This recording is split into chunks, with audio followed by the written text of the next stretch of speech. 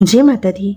माता रानी सदा सर्वदा सब पर अपना मंगल व शुभ आशीर्वाद बनाए रखे। नवरात्रि के 7वें दिन माँ दुर्गा के 7वें स्वरूप माँ कालरात्रि की पूजा की जाती है। जैसा माँ का नाम है वैसा ही उनका स्वरूप भी है। माँ का वर्ण श्याम है और उनके बाल अमावस्या की रात से भी काले दिखाई देते हैं। माँ के 3 नेत्र हैं जिनसे वे संसार की समस्त गतिविधियों पे अपनी पैनी नजर रखती हैं। गले में चमचमाती हुई विद्युत की माला और बाल बिखरे हुए हैं। इस रूप में माँ की 4 भुजाएं हैं जिसमें एक हाथ में गंडासा और दूसरे में वज्र है।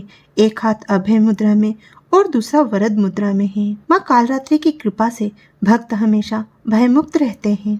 माँ के इस स्वरूप में माँ का वाहन गर्दभ है। माँ के इस स्वरूप को वीरता और साहस का प्रतीक माना जाता है। जब महादैत्य शुंभ निशुंभ और रक्तबीज ने तीनों लोकों में हाहाकार मचा रखा था, तब माँ ने रक्तबीज का रक्त पीकर उसका संहार किया और शुंभ निशुंभ के अत्याचारों से देवता तथा ऋषियों को भयमुक्त किया था। माँ दुर्गा का यह काली रूप सबसे रौद्र रूप माना जाता है। इस रूप में माँ दुष्टों की काल है और अपने भक्तों को सदैव ही भयमुक्त रहने का आशीर्वाद देती है। माँ दुर्गा ने अपने विभिन्न स्वरूपों में ताड़कासुर, बाणासुर, चंड, मुंड और धूम्रलोचन जैसे कई दानवों का वध किया था। महाभयंकर रक्तबीज का वध करने के लिए माँ पार्वती के शरीर से कई शक्तियाँ प्रकट हुई, मगर ये शक्तियाँ क्यों और किस कारण प्रकट हुई, आइए जानते हैं। एक समय शुंभ निशुंभ नाम के 2 भाई तथा उनका एक साथी रक्तबीज ने तीनों लोकों में हाहाकार मचा रखा था, जिनमें से रक्तबीज अत्यंत शक्तिशाली था और उसका बल उसके रक्त में था, क्योंकि रणभूमि में जब भी कोई योद्धा उस पे अस्त्र या शस्त्र चलाकर उसे घायल करने का प्रयास करता तो उसके शरीर से रक्त की कोई भी बूंद पृथ्वी पर गिरती तो उसी के समान कई बलवान दैत्य हाथों में अस्त्र और शस्त्र लिए खड़े हो जाते थे। उसे वरदान प्राप्त था कि यदि उसके रक्त की कोई भी बूंद पृथ्वी पर गिरेगी तो उसी के समान कई राक्षस उत्पन्न हो जाएंगे। यदि कोई उसे मारने का प्रयास भी करता तो उसके समान कई राक्षस उत्पन्न हो जाते थे और यही कारण है कि उसे कोई भी मार नहीं सका था। यहाँ तक कि समस्त देवता भी उससे पराजित हो गए थे और यही कारण है कि उसने तीनों लोकों में विजय प्राप्त की और समस्त देवताओं पर अत्याचार करना आरंभ कर दिया। ऐसे में जब त्रिदेव भी उस दैत्य को नहीं मार सकते थे तब देवताओं ने माँ जगतजननी जगदम्बा की स्तुति की और माता पार्वती के पास जाकर अपनी रक्षा की याचना की। दैत्यों के द्वारा सताए हुए उन देवताओं को देखकर माँ पार्वती को अत्यधिक रोष उत्पन्न हुआ और उन्होंने अपना रौद्र रूप धारण कर लिया। फिर माता महाकाली ने उस दुष्ट से युद्ध आरंभ कर दिया। अब माँ जितनी भी बार उस दुष्ट पर अपने शस्त्र से प्रहार करती तो उसके अंग से रक्त की बूंदें पृथ्वी पर गिरती और फिर उसी के समान बलवान, दुष्ट, क्रूर राक्षस उत्पन्न हो जाते। फिर माता महाकाली ने माँ चंडिका को आदेश दिया कि जब मैं इस राक्षस पे प्रहार करूंगी तब इसके शरीर की एक भी बूंद पृथ्वी पर न गिरने पाए और उसे आपके द्वारा पी लिया जाए, क्योंकि जब रक्त की बूंदें पृथ्वी पर नहीं गिरेंगी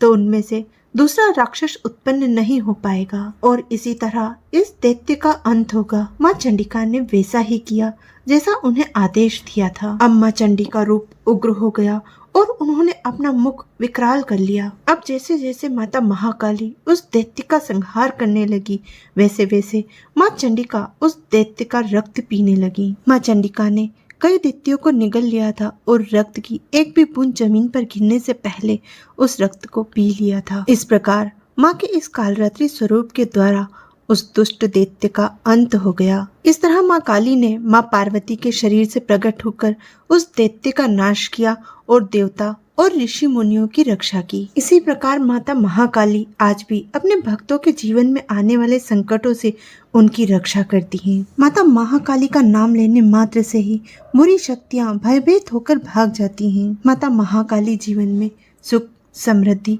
और साहस प्रदान करती हैं। माता महाकाली की पूजा और आराधना करने से अनिष्टकारक सभी देवी देवता, ग्रह, भूत, पिशाच, डाकनी, शाकनियाँ आदि हमसे कोसों दूर रहती हैं। माता कालरात्रि की पूजा तांत्रिक साधना में सबसे ज्यादा की जाती है। माता कालरात्रि तांत्रिक साधना करने वाले साधकों की इष्ट देवी कहलाती हैं। यह दिन तंत्र साधना के लिए सबसे उपयुक्त दिन कहलाता है, इसलिए माँ के तांत्रिक साधक माँ को प्रसन्न करने के लिए इस दिन तंत्र पूजा करते हैं। इस दिन माँ की पूजा विधि विधान और ध्यान से करनी चाहिए। वैसे गृहस्थ लोगों को माता कालरात्रि के सौम्य स्वरूप को मन में धारण करके उनकी पूजा करनी चाहिए। इनकी पूजा सुबह जल्दी ब्रह्म मुहूर्त में करने की सलाह दी जाती है। गृहस्थ लोगों के लिए माता कालरात्रि की पूजा के कोई नियम लागू नहीं होते, इसलिए माँ के सौम्य रूप की ही पूजा गृहस्थ लोगों को करनी चाहिए। हम घर में माँ दुर्गा के जिस विग्रह की पूजा करते हैं उसी में माँ कालरात्रि का स्वरूप मानकर माँ की पूजा करनी चाहिए। नवरात्रि के 7वें दिन माँ कालरात्रि की पूजा करते समय हमें लाल रंग के आसन का प्रयोग करना चाहिए और लाल रंग के ही वस्त्र धारण करना चाहिए। माँ कालरात्रि को गहरा नीला और लाल रंग अत्यधिक प्रिय है, परंतु गृहस्थ लोगों को लाल रंग का ही प्रयोग करना चाहिए। लाल रंग शक्ति, साहस और पराक्रम का प्रतीक है। योगी, साधक व तांत्रिक सभी सिद्धियां या दिव्य शक्तियों को प्राप्त करने के लिए अपने सहस्त्रार चक्र पर ध्यान केंद्रित करके माँ की साधना करते हैं। माँ कालरात्रि का इसी चक्र पर अधिपत्य है। माँ कालरात्रि सबसे जल्दी प्रसन्न होने वाली देवी मानी जाती है। इस दिन माँ की पूजा करते समय हमें लाल गुड़हल के फूल अवश्य अर्पण करना चाहिए। माँ को कृष्ण कमल का फूल अत्यधिक प्रिय है। यदि संभव हो सके तो इस दिन कृष्ण कमल का फूल हमें माँ को अवश्य अर्पण करना चाहिए। यदि संभव ना हो सके तो आप प्रजापति या अपराजिता का पुष्प भी माँ को अर्पण कर सकते हैं। इस दिन माँ को भोग में गुड़ से बना हलवा अथवा मालपुए का भोग जरूर लगाना चाहिए, जिससे माँ प्रसन्न होकर भक्तों के सभी बिगड़े काम बना देती हैं। माँ कालरात्रि शनि ग्रह पर शासन करती हैं। माँ की पूजा करने से हमें शनि ग्रह के समस्त दोषों से मुक्ति मिलती है। यदि किसी जातक के जीवन में शनि की 7.5, ढैया, महादशा या दशा चल रही हो, उन जातकों को माता कालरात्रि का इस दिन पूजन अवश्य करना चाहिए, जिससे जातक के जीवन में शनि सहजता से अनुकूल हो जाए। नवरात्रि के 7वें दिन माता कालरात्रि का पूजन करते समय हमें इन मंत्रों का प्रयोग करना चाहिए। किसी भी मंत्र का प्रयोग हमें बहुत शांति के साथ करना चाहिए। माता कालरात्रि का बीज मंत्र क्लीं ऐं श्री कालिकाय नमः।